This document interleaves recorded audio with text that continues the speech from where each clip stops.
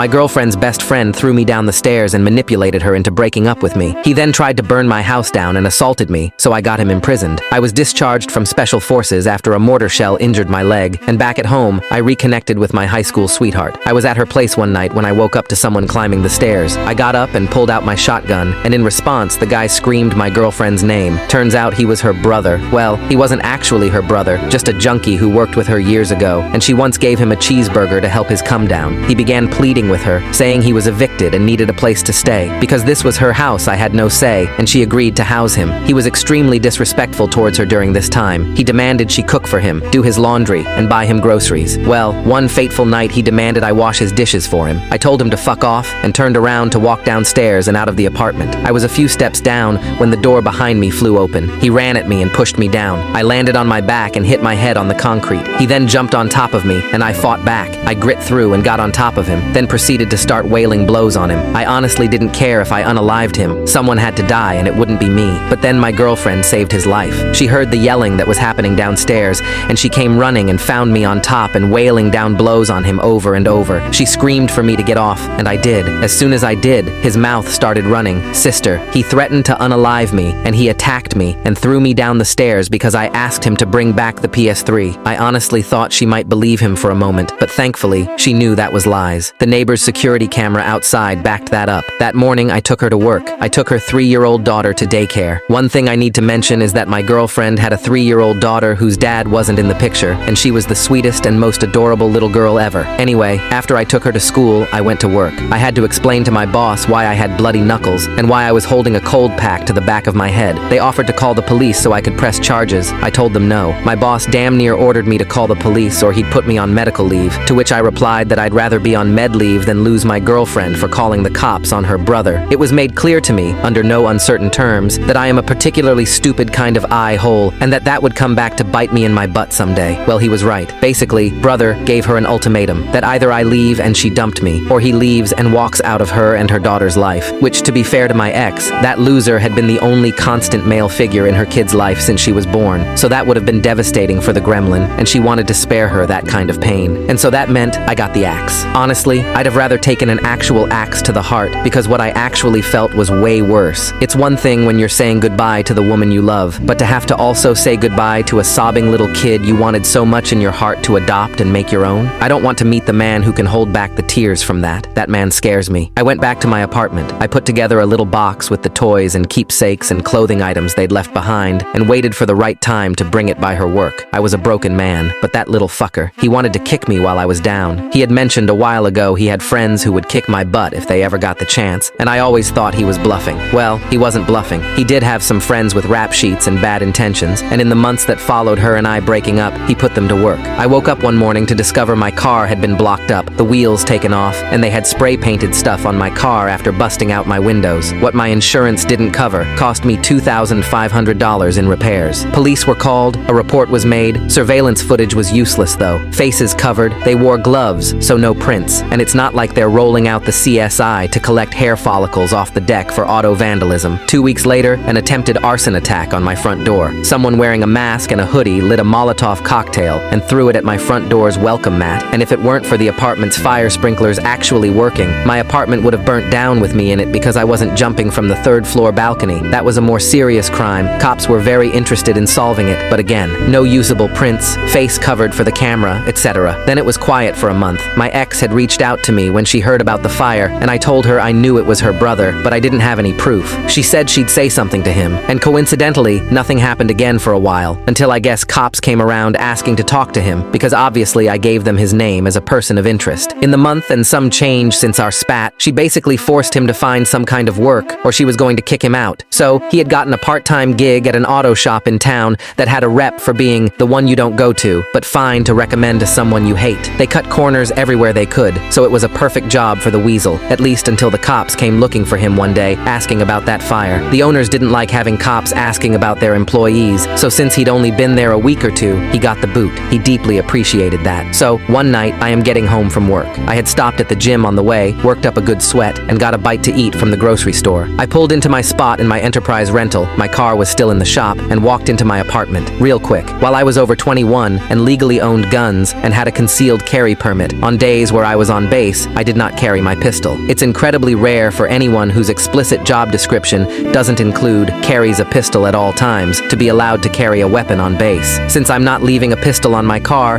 and there weren't any places to securely store a weapon while I was working, I just opted to not take my gun with me. It's also why I did not have a pistol on me the morning brother jumped me. I was unarmed. I lived on the 3rd floor. There was a 4th floor above me and stairs leading to it. I heard footsteps coming down the stairs fast, and I turned to see 4 guys in hoods, masks, and wearing gloves coming towards me. My door was open, so I dropped my groceries and tried to slam the door behind me. They got a foot in and managed to wedge through into my apartment. What followed took place during a period of about 14 seconds. The neighbor across the way, after the fire, got a security cam installed outside their door as well, so we know the actual timestamps down to the second. I kept a loaded pistol tucked in a closet near my front door. Irresponsible, I know, but I was younger and more naive than I am now. In the scuffle with the first guy who came through the door, I managed to reach my hand into the closet, find the gun, and push myself back and away to give us several feet of space. I remember very vividly seeing all 4 men in my doorway and hallway. The first guy I had just pushed having been body blocked from falling backward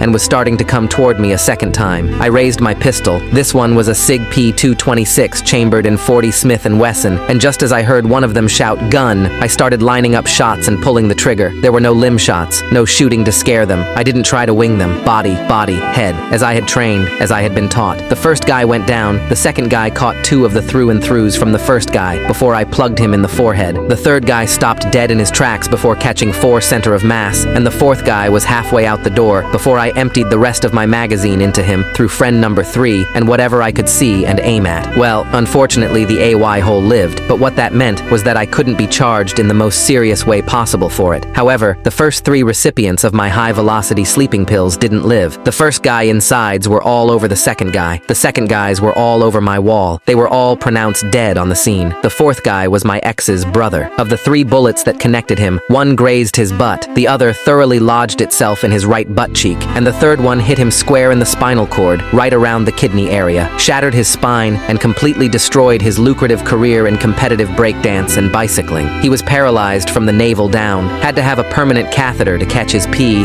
and a diaper for what was now the most useful byproduct he was capable of producing. He'd never walk again. He'd never sleep with anyone again. And when he was healthy enough to be discharged from the hospital, he was locked up in prison, given 3 charges since he caught the rap for his 3 buddies getting unalived. He was also charged with conspiracy to commit unaliving, assault, battery, and he even caught the reckless endangerment charges for me discharging my firearm in an apartment complex with another apartment across the hall from the open door I was shooting towards. He was never going to breathe free air again. I would like to say that this ended up happily ever after, that she took me back, that we got married, and I adopted her little one, and we had a couple spares of our own. But she didn't. Within 24 hours, she declared that she was scared of me, that she did not want me anywhere near her or her child, that she'd call the police on me if she ever saw me near her home or her place of work, which sucked. I liked the target that she worked at. She called me every name under the sun. She accused me of sicking the cops on him to instigate a response, just so I could shoot him. She ignored the arson, the vandalism, the various threats he'd thrown at me in the previous months we were together. I never saw her again. She blocked me on everything. Her family blocked me. She changed her number, she transferred to a different target, and after a couple of months she moved to a different apartment in a different part of town. It has been 8 years, and I still haven't heard from her. I know she's alive. Friends of friends informed me she got married in 2020, had a second kid, and is happy, so more power to her. I never got my happy ending, my white picket fence. Believe it or not, unaliving 3 guys, even for a person trained for war and conditioned for the possibility that one day he might have to do it, messes with your head, especially when you consider it happened in your home and not in Baghdad. There's a huge mental and emotional disconnect and difference between unaliving someone for work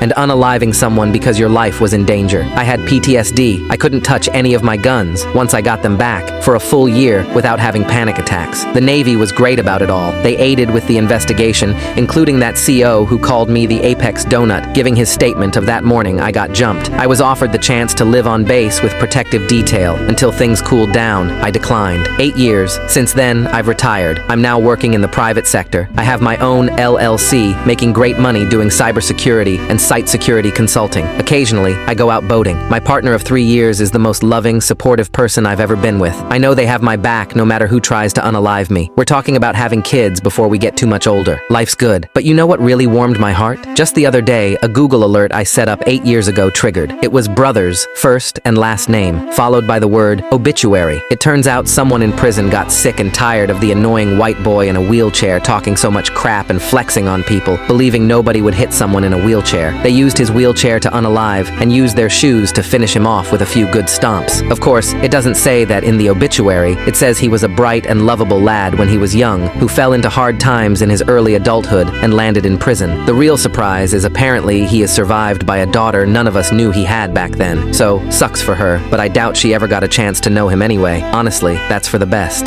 Please like and subscribe. I love you all.